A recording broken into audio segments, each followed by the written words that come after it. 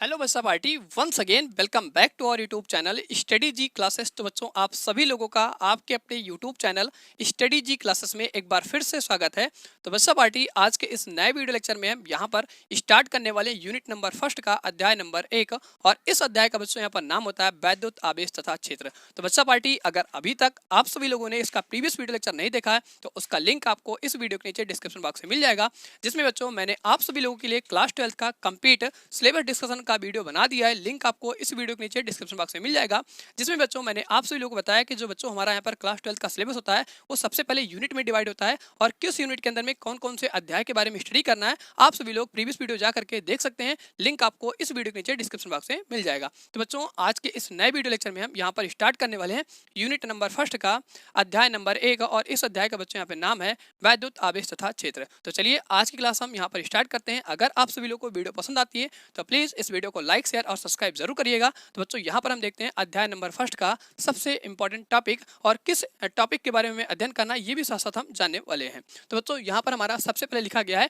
Unit. Unit के बच्चों हम हिंदी में क्या कहते हैं, इकाई कहते हैं। और इस यूनिट का बच्चों यहाँ पर नाम होता है इलेक्ट्रोस्टैटिक्स, जिसको हिंदी में बच्चों हम क्या कहते हैं, वैद्युत स्थितिकी कहते हैं। अब बच्चों यहाँ पर हम देखने वाले हैं कि इस यूनिट के अंदर हमारे टोटल 3 चैप्टर आते हैं। वो 3 चैप्टर में से सबसे पहले चैप्टर के बारे में हम यहाँ पर डिस्कस करने वाले हैं। तो बच्चों यहाँ पर हमारा जो सबसे पहला अध्याय होता है वो बच्चों हमारे यहाँ से होता है वैद्युत आवेश तथा क्षेत्र। अब बच्चों यहाँ पर हम देखने वाले हैं कि इस अध्याय के अंदर में कौन कौन से टॉपिक के बारे में अध्ययन करना है। तो बच्चों यहाँ पर हमारे सारे टॉपिक्स लिखे गए हैं। इन टॉपिकों के बारे में टोटल अध्ययन करना है अध्याय नंबर 1 में। तो बच्चों यहाँ पर हमारा सबसे पहला जो टॉपिक होता है वो वैद्युत आवेश का होता है। अब बच्चों यहाँ पर आप सभी लोग पूछोगे कि भैया वैद्युत आवेश क्या होता है, तो आपको ये बच्चों यहाँ पर जानकारी होती है कि जो हमारा यूनिट नंबर फर्स्ट है ये पूरा पूरा वैद्युत पर संबंधित है। तो यहाँ पर जो भी चीजें हम पढ़ने वाले हैं वो वैद्युत संबंधित पढ़ने वाले हैं। तो बच्चों यहाँ पर हम सबसे पहले जानेंगे कि भैया हमारा वैद्युत आवेश क्या होता है। हर एक चीज में आपको बच्चों यहाँ पर वैद्युत लिखा मिलेगा, बस आपको आगे वाले टॉपिक में समझना है कि भैया आवेश क्या होता है। तो बच्चों आप सभी लोग जानते हो कि जो हमारा आवेश होता है वो प्रकृति में 2 प्रकार का होता है। एक जो बच्चों हमारा आवेश होता है वो प्लस का क्यू होता है और जो दूसरा बच्चों हमारा आवेश होता है वो माइनस का क्यू होता है। तो बच्चों यहाँ पर हम आवेश को इस तरीके से रिप्रेजेंट करते हैं।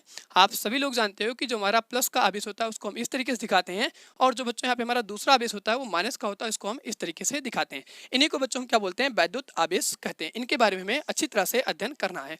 इसके बाद बच्चों हमारा यहाँ पर अगला टॉपिक होता है आवेश का संरक्षण। अब बच्चों यहाँ पर जो हमारे ये दोनों आवेश होते हैं प्लस का क्यू और माइनस का क्यू, ये आवेश संरक्षण कैसे होते हैं इनके बारे में हम जानेंगे। तो बच्चों अगर हम क्या करते हैं, इन दोनों आवेशों को आपस में अगर हम जोड़ते हैं और जोड़ने पर जो हमारा रिजल्टेंट यहाँ पर आता है बच्चों, अगर वो 0 आता है तो यहाँ पर हम कह देंगे कि ये हमारा आवेश संरक्षण नियम का पालन करता है। अगर यहाँ पर इसका रिजल्टेंट जो हमारा होता है, परिमाण जो होता है बच्चों, वो 0 नहीं आता है तो यहाँ पर हम कह देंगे कि हमारा क्या होता है, आवेश संरक्षण नियम का पालन नहीं करता है। अब कैसे करते हैं उसके बारे में थोड़ा सा ज्ञान ले लेते हैं। तो बच्चों अगर ये हमारा प्लस का क्यू आवेश है तो आपको आवेश को चिन्ह के साथ में यहाँ पर लिखना है। तो यहाँ पर जैसे हम मानते हैं ये हमारा क्या है, प्लस का क्यू आवेश, तो दूसरा बच्चों हमारा यहाँ पे कैसा है, माइनस का क्यू आवेश है। तो हम क्या करेंगे, चिन्ह के साथ में लिखेंगे। तो यहाँ पर हमारा जाएगा प्लस और ब्रैकेट में करके यहाँ पे लिख देंगे माइनस का क्यू आवेश। अब इन दोनों को अगर हम आपस में जोड़ते हैं तो बच्चों यहाँ पर हमारा जाएगा प्लस का क्यू। अब आपको पता है प्लस और माइनस का अगर हम यहाँ पे आपस में गुणा करेंगे तो यहाँ पर हमारा कितना आ जाएगा, माइनस का क्यू आ जाएगा। तो अगर आप इसको सॉल्व करोगे तो यहाँ पर कितना आ जाता है, 0 आ जाता है। अगर यहाँ पर 0 आ रहा है तो यहाँ पर हम बोलेंगे कि भैया यहाँ पे हमारा क्या होता है, आवेश संरक्षण नियम का यहाँ पर पालन होता है। अगर यहीं पर बच्चों हमारा क्या होता है, 0 नहीं आता तो ये हमारा आवेश संरक्षण नियम का पालन नहीं करता। तो ये टॉपिक भी आपको अच्छी तरह से स्टडी करना है। इसके बाद जो यहाँ पे हम अगला देखते हैं, तो अगला जो हमारा टॉपिक है ये बोर्ड एग्जाम के लिए काफी इंपॉर्टेंट होने वाला है और हर साल इस टॉपिक से कोई ना कोई क्वेश्चन जरूर आता है। तो बच्चों जो हमारा अगला टॉपिक है वो कूलाम्स का नियम है। तो बच्चों ये हमारे एक नए साइंटिस्ट थे जिन्होंने बताया था कि अगर हमारे कोई भी 2 बिंदु आवेश है, जैसे हम मानते हैं एक हमारा प्लस का क्यू आवेश होता है और दूसरा जो बच्चों हमारा होता है वो माइनस का क्यू आवेश होता है या प्लस का भी हो सकता है, क्योंकि जब यहाँ पर कूलाम्स बाबा ने इस नियम को दिया तो इन्होंने आवेश के चिन्ह के ऊपर कोई भी चर्चा नहीं किया। इन्होंने बताया कि हमारा कोई भी यहाँ पर धनात्मक आवेश हो सकता है या ऋणात्मक आवेश होता है, बस यहाँ पर 2 आवेश होने चाहिए। अब वो दोनों आवेश किसी भी नेचर के हो सकते हैं, तो उन दोनों आवेशों के बीच में कितना बल लगता है उस चीज को निकालने के लिए इन्होंने एक फॉर्मूला दिया था। तो बच्चों फॉर्मूला हमारा क्या था इसके बारे में थोड़ा सा जानकारी लेते हैं। तो यहाँ पर बच्चों हम क्या करते हैं, मानते हैं एक हमारा पॉइंट है, एक पॉइंट यहाँ पर ए होता है और इसी से थोड़ी सी दूर पर बच्चों हमारा क्या होता है, एक दूसरा पॉइंट होता है, उस पॉइंट को बच्चों यहाँ पर बी कहते हैं। तो ए पॉइंट पर बच्चों हमारा जो आवेश है ये हम मानते हैं यहाँ पर Q1 आवेश है और जो हमारा बी पॉइंट है यहाँ पर जो दूसरा आवेश है बच्चों हमारा क्या है, Q2 आवेश है। अब बच्चों आपको ध्यान रखना है कि इन दोनों आवेशों के बीच में जो हमारी दूरी होती है वो दूरी यहाँ पर कितनी है, r है। तो ये है बच्चों, हमने यहाँ से मान लिया कि जो हमारा a पॉइंट है वहाँ पर एक हमारा आवेश है q1 आवेश, और जो दूसरा हमारा पॉइंट है यहाँ पर b है उस पर जो हमारा आवेश है कौन सा है, q2 आवेश है। दोनों आवेश बच्चों हमारे r दूरी पर रखे गए हैं। अब बच्चों यहाँ से हमें जानकारी होती है कि ये भी हमारा कैसा है, प्लस का, ये भी हमारा कैसा है, ये भी प्लस का होता है q2 आवेश। तो आपको ध्यान रखना है कूलाम्स ने जब अपना नियम दिया था तो इन्होंने यहाँ पर आवेश के चिन्ह के बारे में नहीं बताया था, कि इन्होंने ये बोला था कि जो भी हमारा आवेश होता है वो प्रकृति में किसी भी प्रकार का हो सकता है, एक प्लस का हो सकता है, दूसरा माइनस का हो सकता है, या दोनों माइनस के हो सकते हैं, या दोनों प्लस के हो सकते हैं। बस आपको ध्यान रखना है कि अगर यहाँ पर एक पॉइंट पर आपका q1 आवेश है, दूसरे पॉइंट पर कैसा है, q2 आवेश है, तो इन दोनों आवेशों के बीच में कितना बल लग रहा है। तो बच्चों आप जानते हो कि अगर ये हमारा एक q1 आवेश है तो q1 आवेश क्या करेगा, q2 पर बल लगाएगा, और जो हमारा q2 आवेश है ये क्या करेगा, q1 पर बल लगाएगा। तो दोनों आवेश आपस में कितना बल लगा रहे हैं उस चीज को ज्ञात करने के लिए कूलाम्स ने एक फॉर्मूला दिया था। वो फॉर्मूला बच्चों हमारा यहाँ पर था F = K Q1 Q2 अपान क्या होता है यहाँ पर R स्क्वायर होता है।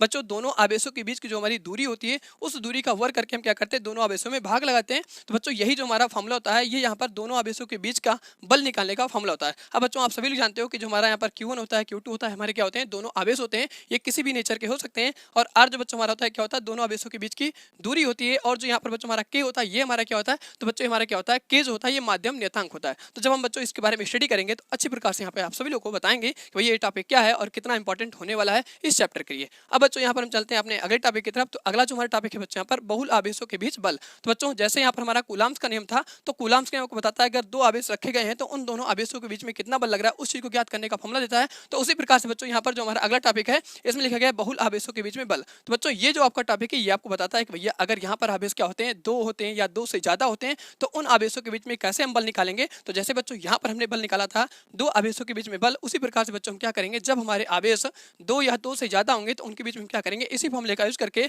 और दो या दो से अधिक आवेशों के बीच में बल ज्ञात करेंगे। तो बच्चों कैसे करेंगे, टॉपिक जब स्टार्ट करेंगे तो आप सभी लोगों को हर एक पॉइंट हर एक चीज अच्छी तरह से कंसेप्चुअली आपको बताने वाले हैं। आप सभी लोग वीडियो तक बने रहिए। अगर वीडियो पसंद आती है प्लीज इस वीडियो को फटाफट लाइक करिएगा और अपना जो भी यहाँ पर कंसेप्ट होता है या जो भी चीजें आपको समझनी थी नीचे कमेंट बॉक्स में कमेंट करके जरूर बताइएगा। अब बच्चों हम यहाँ पे देखते हैं अपना अगला टॉपिक। तो अगला टॉपिक बच्चों है हमारा होता है अध्यारोपण सिद्धांत तथा सतत आवेश वितरण। अब बच्चों ये जो हमारा टॉपिक है ये भी एक बोर्ड एग्जाम की दृष्टि से मोस्ट इंपॉर्टेंट होने वाला है, क्योंकि बच्चों इस टॉपिक से बोर्ड एग्जाम में हमारा कोई ना कोई क्वेश्चन एमसीक्यू में बन के आ जाता है या एक नंबर में बन के आता है। तो आपको ये भी टॉपिक अच्छी तरह से स्टडी करना है। तो बच्चों भी हम यहाँ पे समझते हैं कि भैया अध्यारोपण सिद्धांत क्या होता है। तो भैया आपको समझना है यहाँ पे जो शब्द लिखा गया हमारा क्या है, सिद्धांत है। तो सिद्धांत का मतलब बच्चों क्या होता है, एक हमारे यहाँ पर कोई रूल होगा या हमारा कोई कंसेप्ट होगा। अब ये कंसेप्ट क्या होता है कि अगर हम मान लेते हैं बच्चों यहाँ पर आवेश के बारे में बता रहा है कि सतत आवेश वितरण, भैया ये बता रहा है कि अगर हमारा कोई भी आवेश है तो उस आवेश को अगर हम यहाँ पर वितरित करना चाहते हैं तो किस तरीके से वितरण करेंगे। तो भैया आप सभी लोग जानते हो कि जो हमारा क्यू आवेश होता है किससे मिलकर बना होता है। तो आपको पता है ये जो हमारा आवेश होता है क्यू ये इलेक्ट्रॉन से मिलकर बना होता है। अब आप जानते हो अगर हम इस आवेश क्यू को यहाँ पर तोड़ना चाहते हैं या इसे हम क्या करते हैं कई भागों में बांटना चाहते हैं, तो जब टूटेगा तो इलेक्ट्रॉन के रूप में टूट जाएगा। अब आपको ये भी जानकारी होती है कि जब इलेक्ट्रॉन क्या होता है किसी एक पॉइंट ए से और जब किसी एक पॉइंट बी पर जाता है तो हमेशा या तो एक इलेक्ट्रॉन ए से बी पर जाएगा या तो यहाँ पर दो इलेक्ट्रॉन ए से बी पर जाएगा। मीन्स कहने का ये बच्चों कि जब भी इलेक्ट्रॉन एक पॉइंट से दूसरे पॉइंट पर जाता है तो कंप्लीट इलेक्ट्रॉन जाता है। मीन्स या तो एक इलेक्ट्रॉन जाएगा या तो दो इलेक्ट्रॉन जाएगा तो तीन जाएगा।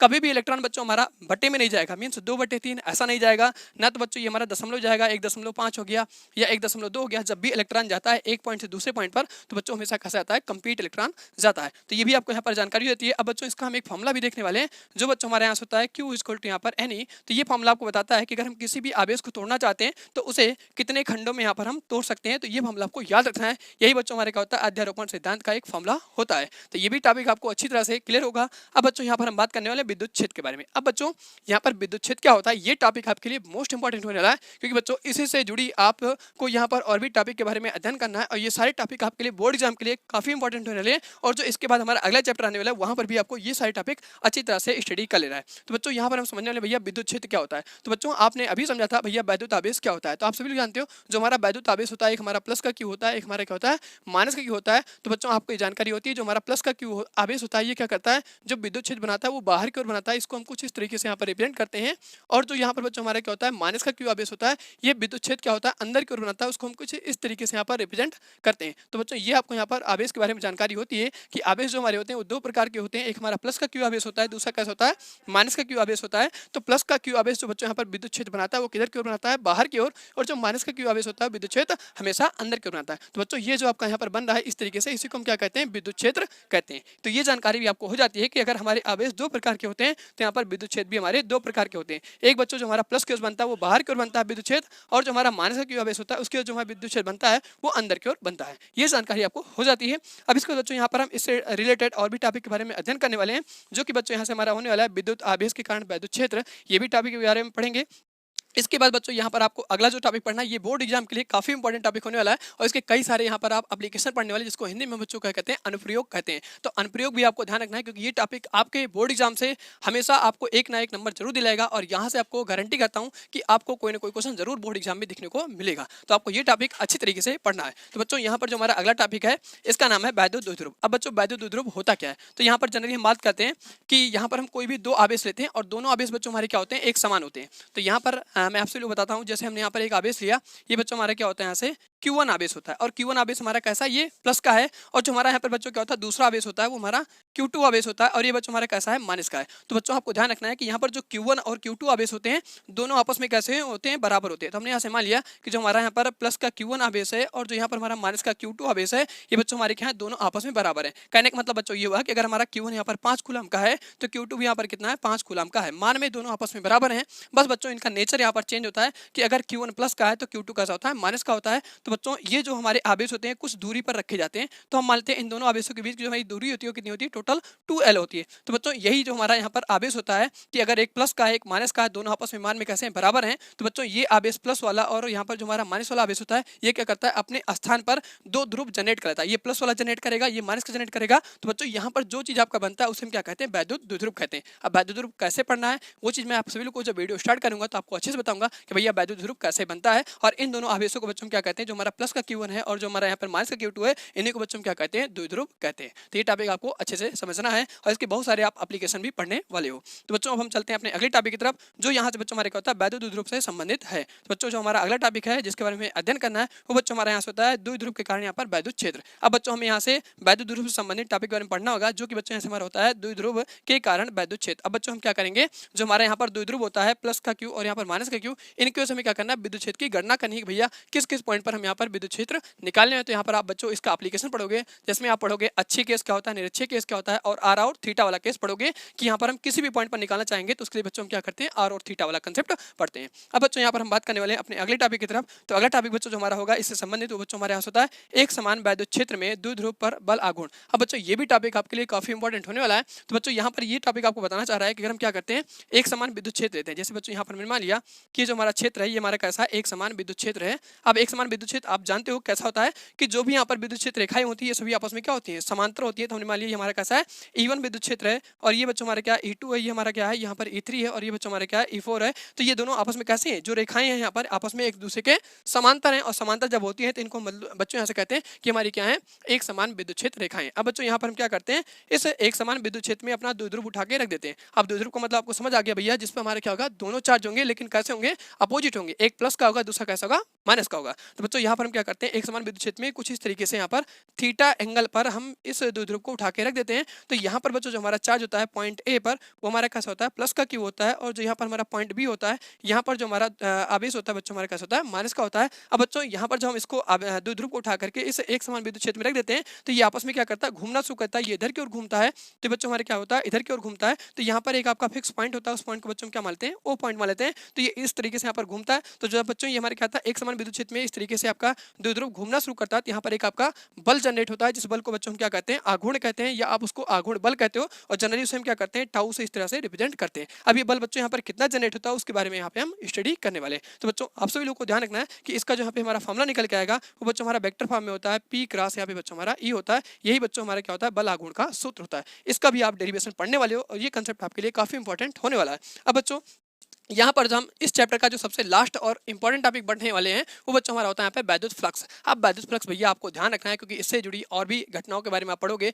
जब आप मैग्नेट में जाओगे चुंबक वाले चैप्टर में, तब पर भी आपको यहाँ पर भैया चुंबकीय फ्लक्स पढ़ना पड़ेगा। तो आपको मैग्नेटिक फ्लक्स अच्छे समझना है और यहाँ पर विद्युत फ्लक्स भी अच्छे से समझना है, क्योंकि ये आपका जो फ्लक्स वाला कंसेप्ट होता है ये काफी इंपॉर्टेंट होता है, और ये बोर्ड एग्जाम में हर साल कोई ना कोई क्वेश्चन बन के जरूर आता है, क्योंकि आपको ये कंसेप्ट बोर्ड एग्जाम के लिए खास इंपॉर्टेंट होने वाला है। और इस जब आप यहाँ पर वैद्युत फ्लक्स के बारे में स्टडी करोगे भैया, यहाँ से एक आपका नया नया कंसेप्ट निकल के आता है, जिसमें बच्चों एक हमारे नए वैज्ञानिक आते हैं। उन वैज्ञानिक का नाम होता है गॉस। गॉस बच्चों क्या करते हैं, एक थ्योरम देते हैं, और थ्योरम कहाँ से बन के आई है तो आपको सबसे पहले समझना पड़ेगा भैया बैडोज फ्लक्स क्या होता है। जब आप बैडोज फ्लक्स के बारे में अच्छी तरह से जान जाओगे तो भैया आपको यहाँ पर क्या होगा, गॉस का नियम भी अच्छी तरह से समझ आ जाएगा, क्योंकि फ्लक्स के बारे में आपको पूरी जानकारी हो जाएगी। तो आपका गॉस का नियम भी कुछ नया नहीं है, इसी कंसेप्ट को उन्होंने क्या किया, थोड़ा सा मॉडिफाई कर दिया, और मॉडिफाई करने के बाद में इनके नाम पर एक नियम बन गया। उस नियम को बच्चों क्या कहते हैं, गॉस का नियम कहते हैं। तो आपको समझना पड़ेगा भैया फ्लक्स क्या होता है। तो फ्लक्स का फार्मूला जो बच्चों यहाँ से हमारा होता है, इसको हम विद्युत क्षेत्र में बात करते हैं तो फ्लक्स ई से इसको हम यहाँ पर जनरली दिखाते हैं, और जो इसका फार्मूला बच्चों हमारा होता है वो ई डॉट यहाँ पर ए होता है। तो इस फार्मूले के बारे में आपको पढ़ना पड़ेगा। इसके बाद बच्चों यहाँ पे हम इससे जुड़ी और भी चीजों के बारे में अध्ययन करेंगे।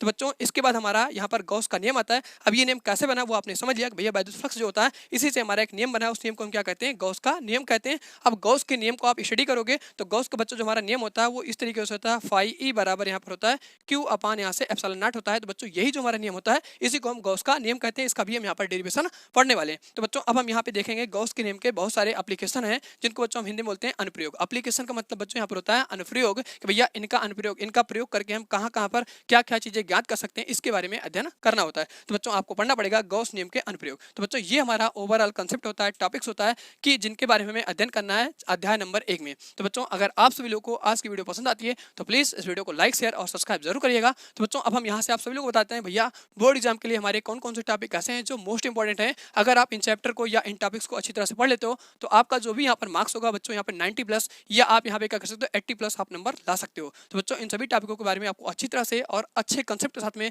पढ़ाया जाएगा। आप सभी लोगों का प्यार और सपोर्ट इसी तरह से मिलते रहे। मैं आप सभी लोगों के लिए यहाँ पर जल्द से जल्द नए नए वीडियोस लेकर के आने वाला हूँ। तो बच्चों हम आप सभी लोग बताते हैं कि इस चैप्टर में या इस अध्याय में हमारे कौन कौन से इंपॉर्टेंट टॉपिक हैं। तो बच्चों आपको ध्यान रखना है, सबसे पहले जो हमारा इंपॉर्टेंट टॉपिक होता है वैद्युत आवेश होता है। उसके बच्चों यहाँ से हमारा होता है कूलाम नियम। इसके बारे में आपको अच्छी तरह से पढ़ लेना है, क्योंकि यही जो हमारा नियम होगा ये इस पूरे चैप्टर को चलाने वाला होगा। भैया अगर आप इनके बारे में नहीं जानोगे तो आप पूरा चैप्टर यहाँ पर पानी में फेंक दोगे और आपको कुछ भी समझ नहीं आने वाला है। इससे जुड़ी जो भी आगे के चैप्टर होंगे वो भी आपको समझ नहीं आएंगे। तो आपको कूलाम नियम अच्छी तरह से पढ़ना है। तो बच्चों हम आपको कैसे बताएंगे कि कूलाम का नियम किस तरीके से आया, कैसे आया, ये सारी चीजें आपको बताने वाले हैं। अब बच्चों इसके बाद जो हमारा अगला टॉपिक होता है वो भैया यहाँ पे हमारा होता है विद्युत क्षेत्र का। विद्युत क्षेत्र के बारे में आपको अच्छी तरह पढ़ना है, और इससे जुड़ी जो भी हमारे यहाँ पर टॉपिक्स हैं, जैसे हमारा ये वाला टॉपिक हो गया, ये टॉपिक हो गए, इन सभी टॉपिकों के बारे में अच्छे से पढ़ना है। इसके बाद बच्चों आपको समझना भैया कि जो हमारा अगला टॉपिक होगा वैद्युत द्विध्रुव होगा। वैद्युत द्विध्रुव को भैया आपको अच्छी तरह से पढ़ना पड़ेगा, क्योंकि अगर आप वैद्युत द्विध्रुव समझ जाते हो तो इससे जुड़े आपके बहुत सारे टॉपिक हैं।